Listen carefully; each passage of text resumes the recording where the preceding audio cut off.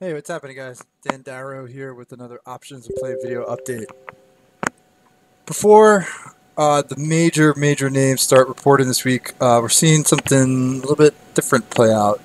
It's rotation, and this probably is like the first real rotation we've witnessed in a couple of months. And the reason being that most of February, when the slide started, most of March, um, and even I guess up until this point, April, it's either been kind of like basket buy, basket sell, or there's been a lot of leading sectors and a lot of lagging sectors, right?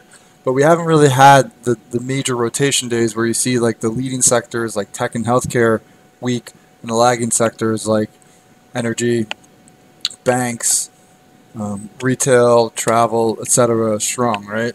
But this week you're seeing that, and whether it's people kind of profit taking maybe ahead of like a lot of the big tech reports, I don't know. I don't know why it's playing out. Could be for any number of reasons, but it kind of creates like different scenarios, right? And me personally, like a lot of what I look for on short patterns are like broken stocks, weak price action, right? Like stocks that are lagging during really strong markets that are below key areas, have like a ton of moving average resistance, right? And for the most part, a lot of those names are the ones that are rallying this week, right? So like the airlines, right? Like Delta, prior to the last couple days, right? Delta was forming like a really tight, like interesting bearish setup, and it was below all of its near-term moving averages, right? Below the 8, below the 20. Stock had not bounced during like the market rebound and just seemed primed for like another leg lower, right?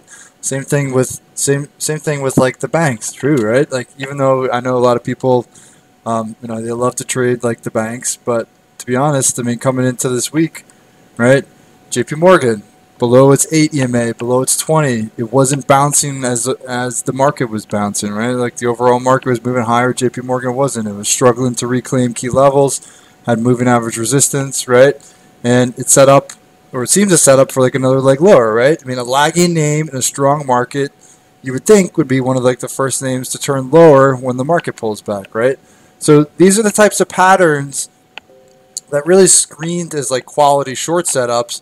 But now what you're seeing this week is like they're all kind of like breaking and rallying, and it's kind of like basket buying the banks, basket buying retail, basket buying energy, basket buying like the transports, right? So a lot of the weak charts are starting to either reclaim levels or just see a little bit of like a bounce, right? And um, what I do in these scenarios is either two things, right? And they're pretty straightforward. Either I sit, right, and just try to really like stick with my stop area, right? Or if the stock is has moved against me, like I'm really trying to stick to like those levels I lay out that say, okay, if it gets above this, I'm out, right? So if it doesn't violate my stop, I'm just trying to sit and be patient because sometimes like these moves they can be kind of quick. You see like these like oversold bounces, see like maybe like these quick short squeezes, and then they reverse back,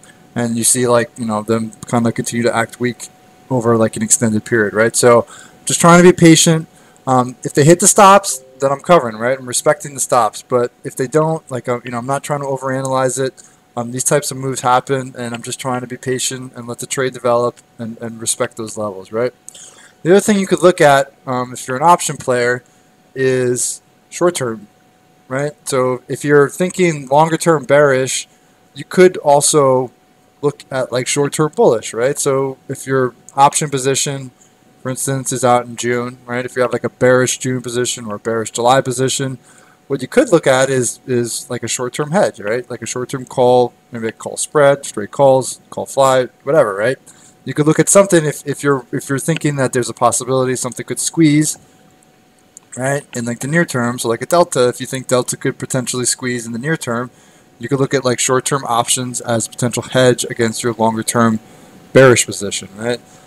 So like I know it's slightly counterintuitive to buy calls if you're thinking bearish, But at the same time, you can, like, again, you view it as like a hedge, right? It's like the same idea if you're bullish on a stock long term and earnings are coming up, right? You acknowledge that there is risk that it could move against you, right? Your thesis could take a hit. So, you put on a hedge, right? So when it comes to a hedge, I'm thinking like 25 to 30% of the overall net debit. Something short, maybe like the week, maybe like 2 weeks out. But again, it's a hedge, so I wouldn't want it to be like the same debit as like the bearish idea. So I want it to be maybe 25, 30, probably max like 40% of the overall net debit of like the bear side, right? But I will do that pretty often. It's like look at like short-term bull strategies if I'm sitting in like a bear position, or maybe short-term bear strategies if I'm sitting in like a longer-term bull position, right? So just like a short-term hedge of a longer-term swing, all right? So again, with a lot of earnings coming up this week, a lot of big tech earnings, I guess you could say maybe you're seeing some profit taking, right? Like some of these names have had really big runs, so maybe it's just people taking a little money off the table, which you can't fault them for that. I don't know why it's playing out this way, but these types of weeks, they kind of can come out of nowhere sometimes, and you just gotta deal with it, right? So whether that's being patient, respecting your levels, or even potentially like trading against your ideas with like some short-term strategies, there's opportunity there, and there's gonna be a lot of opportunity with earnings too. So we'll see. Definitely a busy week, a lot going on, so lots to look forward to.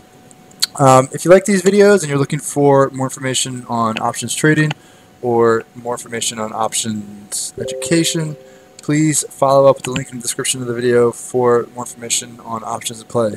Have a safe night, have a healthy night, and I will talk to you all tomorrow.